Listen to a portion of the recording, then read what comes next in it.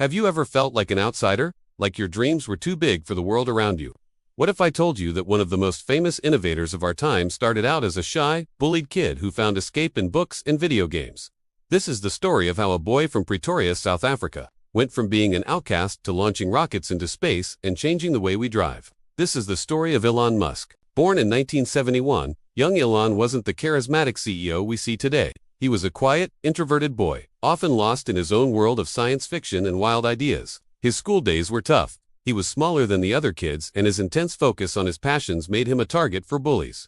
But while others were playing outside, Elon was building the foundations of his future. He taught himself to code, and at just 12 years old, he created his first video game, Blastar, and sold it to a computer magazine. It was a small win, but it was the first spark of a fire that would one day change the world. Even as a teenager, Elon knew his dreams were bigger than South Africa. He was fueled by a burning desire to go to America, the land where he believed anything was possible. At 17, he made his first move, heading to Canada to live with relatives. He worked odd jobs cleaning out boiler rooms, working on a farm, and even at a lumber mill, all while studying and plotting his next step. He eventually earned a scholarship to the University of Pennsylvania, finally landing in the country he had dreamed of.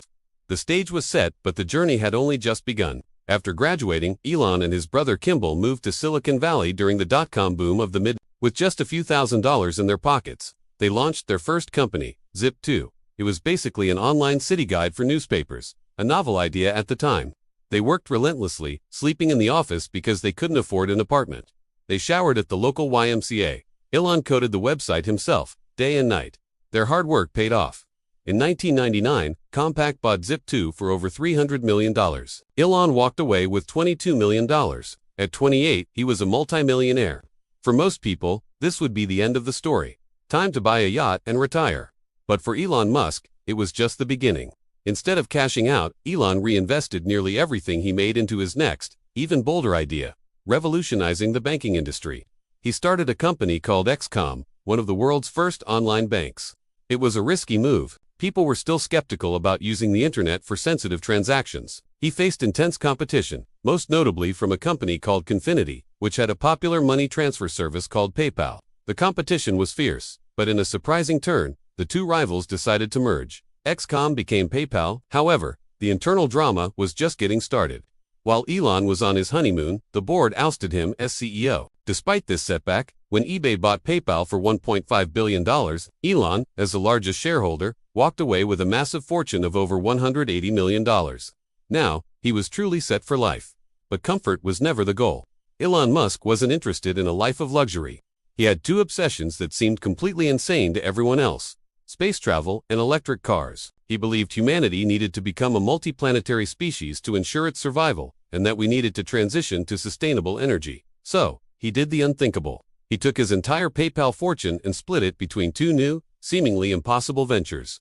With $100 million, he founded SpaceX with the absurd goal of making space travel affordable.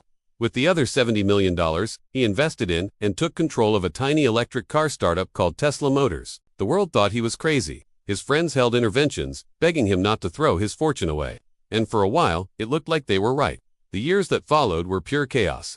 At SpaceX, the first 3 rocket launches all ended in spectacular, fiery explosions. Each failure burned through millions of dollars. Meanwhile, at Tesla, production was plagued by delays, technical problems, and soaring costs. The company was bleeding money. By 2008, the global financial crisis hit, and everything came crashing down.